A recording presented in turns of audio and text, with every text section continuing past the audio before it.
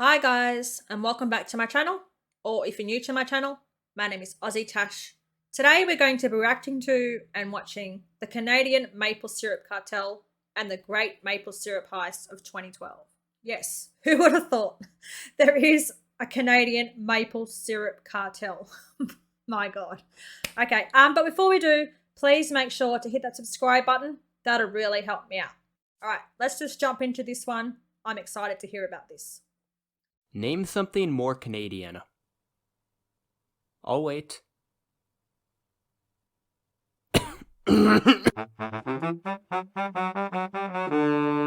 Welcome to Quebec, home of poutine, Canadians who say excusez-moi instead of oh, excuse me, maple syrup, maple syrup, maple syrup, and you guessed it, William Shatner. In fact, Quebec produces over 70% of the world's real maple syrup, not that Aunt Jemima essential everyday Mrs. Butterworth imposter bullcrap. And this is a big industry.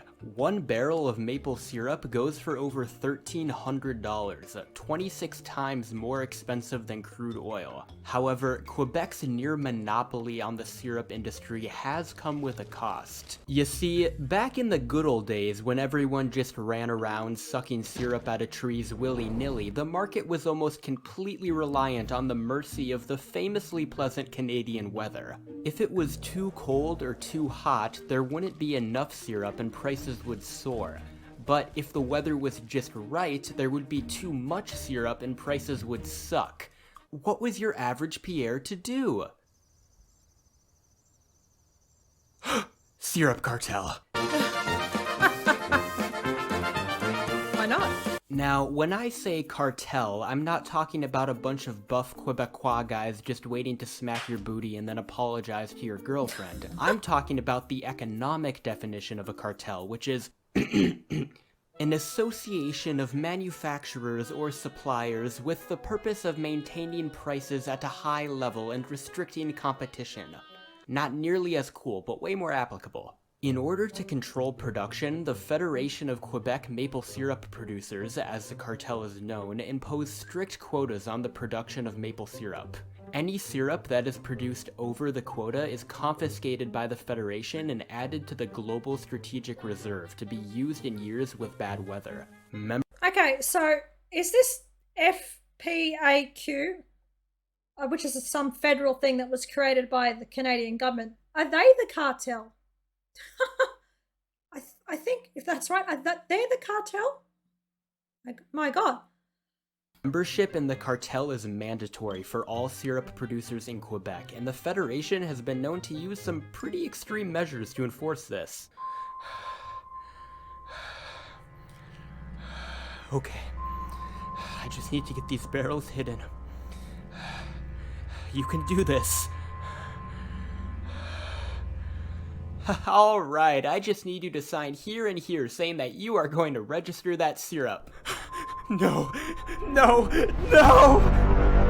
Producers suspected of selling syrup on the black market are monitored 24/7 by bodyguards that they're forced to pay for. They also must turn over documents at a moment's notice and are subject to random inspections. While this only applies to rule breakers, it was enough to anger many producers who launched a rebellion against the Federation that included lawsuits, cutting down trees, and even setting fire to Federation sugar shacks, which is where maple syrup is made, not where the man in the white van said that he'd take you. However, Hold on. So producers. So I'm guessing. So producers are stockpiling and hiding the levels of maple syrup they're making, so they can sell it on the black market and keeping it secret from these FPAQ guys.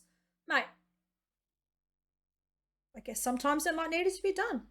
It's a cruel world out there. I don't know. the greatest act of defiance against the Federation was undoubtedly the Great Maple Syrup Heist of 2012.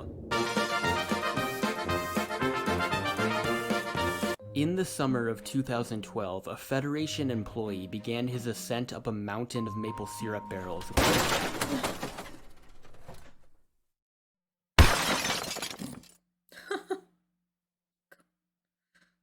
During their yearly inspection of the Global Strategic Reserve, Federation officials count every barrel in the warehouse. Usually the barrels are heavy enough to climb on without any issue, but this year some of them were suspiciously empty. Police were called to the scene to investigate, and they found many more empty barrels and even more filled with water instead of syrup. All in all, 12.5% of the entire reserve was missing. 540,000 gallons of syrup worth over $13 million had simply vanished. This was a sticky situation.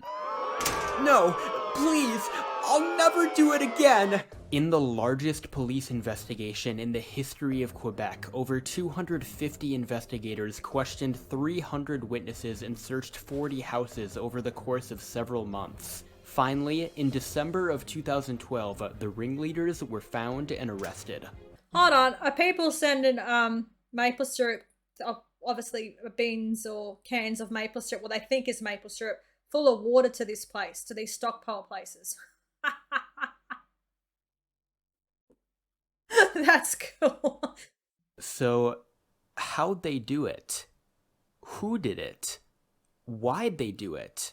Why won't my crush text me back? Introducing our lineup of syrup thieves! Canada does not have hockey right now, so this is the best they're gonna get for sports intros.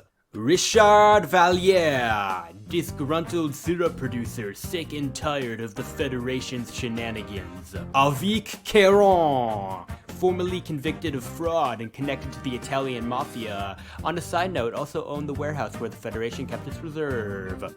Etienne Saint-Pierre, hardcore free market capitalist with a violently French name and a thirst for black market maple syrup. And finally, Sébastien Coutreaux, truck driver. Starting almost a year before the missing barrels were discovered, Richard Valliere obtained access to the warehouse through his new business partner, Avic Caron. With the help of Sébastien Coutreaux, syrup barrels were taken from the warehouse and replaced with replica barrels that the crew had made themselves. I love where this is going. These farmers, obviously, these maple syrup farmers and a couple of other dodgy Italian mafia guys and a truck driver, they've had enough with the Federation. They're like, nah, we're not going to play that game anymore. So they've somehow been able to get access to the place where they keep all the real maple syrup stuff. They've taken it, filled it up with water, and brought it back again. The syrup was then transported to another warehouse where the official Federation barrels had their syrup siphoned out into unmarked containers. The original Federation barrels were then taken to a nearby creek and filled with water to make them heavy like the originals. These were then transported back to the Strategic Reserve to replace the temporary replicas. Finally, the stolen syrup was driven to New Brunswick and handed over to Etienne Saint-Pierre, who sold it to buyers in the United States, Japan, and Germany.